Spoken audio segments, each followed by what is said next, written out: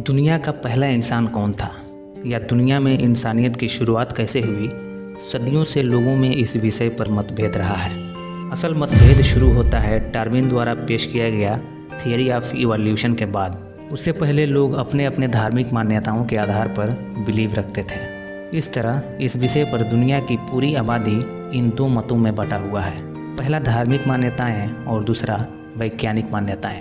हालांकि इन दोनों मान्यताओं के तरफ से कोई सटीक प्रमाण नहीं है कि पृथ्वी पर इंसान की उत्पत्ति कैसे हुई, और ना ही इनके पास कोई ठोस सबूत है। दोस्तों, आपके मन में भी कई बार ये सवाल उठते होंगे कि आखिर इस धरती पर मानव जाति की उत्पत्ति कैसे हुई। तो चलिए इन दोनों मान्यताओं से परे हम हकीकत की तलाश करते हैं। सबसे पहले हम वैज्ञानिक मान्यताओं को देखते हैं। एक्चुअली मनुष्य की उत्पत्ति कैसे हुई, इसका सही और सटीक जवाब विज्ञान के पास भी नहीं है। विज्ञान और विज्ञान के वैज्ञानिक कितने प्रयासों और इतनी तरक्की करने के बावजूद भी इस सवाल का एकदम स्पष्ट जवाब नहीं दे पाए हैं। ये सवाल उनके लिए आज भी एक रहस्य बना हुआ है। थियरी ऑफ इवोल्यूशन के आधार पर साइंस का मानना है कि इंसान समय के साथ बदलते हुए बंदर का ही विकसित रूप है, क्योंकि बंदर और इंसान के शरीर में बहुत सारी चीज़ें कॉमन पाई जाती हैं। इस सिद्धांत का ये भी कहना है कि पृथ्वी के सभी जीव विकास की प्राकृतिक प्रक्रिया है।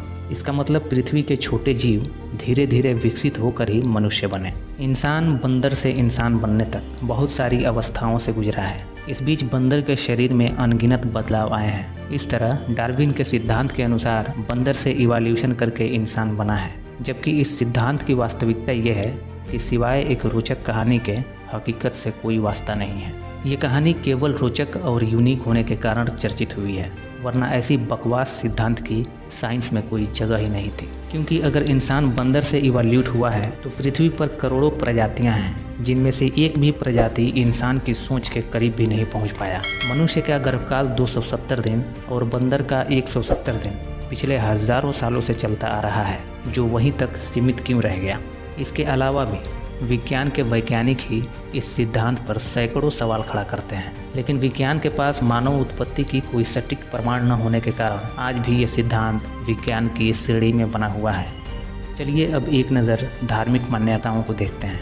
हिंदू मान्यताओं के अनुसार मनुष्य को ईश्वर ने बनाया, जहाँ ब्रह्म से ही ब्रह्मा की उत्पत्ति हुई और ब्रह्मा ने खुद को दो भागों में विभक्त कर लिया, जिसका पुरुष रूप एक भाग का नाम स्वयंभू मनु था और स्त्री रूप दूसरे का नाम शत्रुपा था। ईसाई मान्यताओं के अनुसार दुनिया के पहले इंसान एडम को गॉड ने मिट्टी से बनाया था और एडम की बाईं पसली से उनकी साथी ईव को बनाया था। हालांकि बाइबल में एक और कॉन्सेप्ट मिलता है जिसके तहत गॉड ने अपने इमेज पर एडम को बनाया था। ऐसे ही इस्लामिक मान्यताओं के अनुसार अल्लाह ने आदम को मिट्टी से बनाया और मानवता को आगे बढ़ाने के लिए उनकी बाईं पसली से उनकी वाइफ हव्वा को बनाया। फिर आलम अरवाह में आदम की पीठ से उनकी तमाम नस्लों को, यानी मानव जाति की संपूर्ण आत्माओं को पैदा करके इकरार कराया कि क्या मैं तुम्हारा पालनहार नहीं हूँ। तो सबने कहा क्यों नहीं, हम गवाह हैं कि तू हमारा पालनहार है। फिर आदम और हव्वा को उनकी गलती के सबब उनके इम्तिहान के लिए पृथ्वी पर भेज दिया और कहा कि इसी में तुम्हारा जीना होगा और इसी में तुम्हारा मरना, और क़यामत के दिन यहीं से जिंदा करके तुम्हें उठाया जाएगा। इन तीनों धार्मिक मान्यताओं को अगर इकट्ठा करके देखा जाए तो काफ़ी हद तक भिन्नता मिलती है, लेकिन अगर डीपली देखा जाए तो ये भिन्नता केवल लैंग्वेज, कॉन्सेप्ट और दृष्टिकोण का ही है। अन्यथा सभी मान्यताओं का बेसिक पर्पस एक ही मिलेगा। जैसे ईश्वर द्वारा मनुष्य की उत्पत्ति इसलिए कि मनुष्य ईश्वर की भक्ति करे। काफ़ी हद तक ईसाई और मुस्लिम की मान्यताएं एक दूसरे के सिमिलर हैं, लेकिन क्रिश्चियनिटी का जो दूसरा कॉन्सेप्ट है जिसके तहत गॉड ने अपने इमेज पर एडम को बनाया था, इसकी व्याख्या इस्लाम में कुछ यूँ मिलता है कि चूँकि अल्लाह की फितरत है रहम, गुस्सा, मुतकब्बिर, माफ़ करना और इंतकाम लेना, इसी फितरत के साथ अल्लाह ने इंसान को बनाया है। ऐसे ही अगर हिंदू मान्यताओं को देखें जिसमें ब्रह्म से ही ब्रह्मा की उत्पत्ति हुई, फिर ब्रह्मा ने खुद को दो भागों में विभाजित कर लिया। ये कॉन्सेप्ट भी दूसरे धर्मों के कॉन्सेप्ट से कहीं न कहीं सिमिलर है, जो हज़ारों सालों से लोगों की बदलते हुए समझ और दृष्टिकोण का बदला हुआ रूप है। दरअसल धार्मिक मान्यताओं के पास भी मानव उत्पत्ति की कोई सटीक और स्पष्ट प्रमाण नहीं है, लेकिन फिर भी हम अपने सोर्स ऑफ इंफॉर्मेशन से इसकी हकीकत जान सकते हैं। पहला सोर्स ऑफ इंफॉर्मेशन हमारी 5 सेंसेस है, दूसरा रीजनिंग और तीसरा रेवलेशन। रेवलेशन ही वो चीज़ है जो तमाम रहस्यों से पर्दा उठाती है। जहाँ साइंस की भी सीमा ख़त्म होती है, उसके आगे हम रेवलेशन की मदद से ही सब कुछ जान पाते हैं। मानव की उत्पत्ति अपने आप नहीं हुई है, बल्कि एक मकसद के तहत उसे पैदा किया गया है। इसका एक प्रमाण ये भी है कि जीवन और मृत्यु से लेकर बहुत सारी चीज़ें ऐसी हैं जिन पर इंसान का कोई कंट्रोल नहीं है और इंसान पूरी तरह इस पृथ्वी पर कैद है। धार्मिक विभाजन के बाद हर धर्म के लोग अपने अपने समझ और दृष्टिकोण से इसका स्पष्टीकरण देते हैं। अगर आपने सबसे पुराने धर्म और धार्मिक विभाजन कैसे हुआ वाला वीडियो नहीं देखे हैं तो ज़रूर देखिए, लिंक नीचे डिस्क्रिप्शन में मेंशन है।